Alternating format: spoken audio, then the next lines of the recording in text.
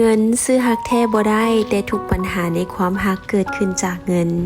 เจ้าเสื้อแท้บ่ว่าผู้ชายที่บ่ลงทุนหยังกับเจ้าแต่แรกเขาจะฮักเจ้าตลอดไปบ่มีผู้ชายคนใดในโลกนี้ที่จะบ่ฮู้จักความโรแมนติกและเอาอกเอาใจนอกจากว่าเขาจะบ่ได้ฮักและใส่ใจผู้หญิงคนนั้นหลายพอเจ้าเสื้อทอผู้ชายที่บอกว่าบ่ฮู้จักเทศกาลวาเลนไทน์และบ่มีเงินซื้อดอกไม้ให้เจ้าแต่เขาจะฮู้จักบ้านโลกและมีเงินซื้อยาสูบกินเบียร์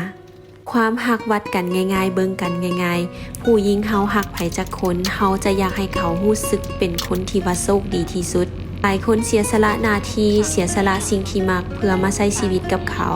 อยากให้แต่คนที่เฮาหักมีความสุขจนลืมไปว่าตัวเฮาเองก็ต้องการความสุขเช่นกันผู้หญิงสามารถซัพพอร์ตและให้ความสุขตัวเองได้แต่การได้รับความสุขจากคนที่เฮารักโดยที่บ่ต้องขอมันคือความรู้สึกที่พิเศษที่สุด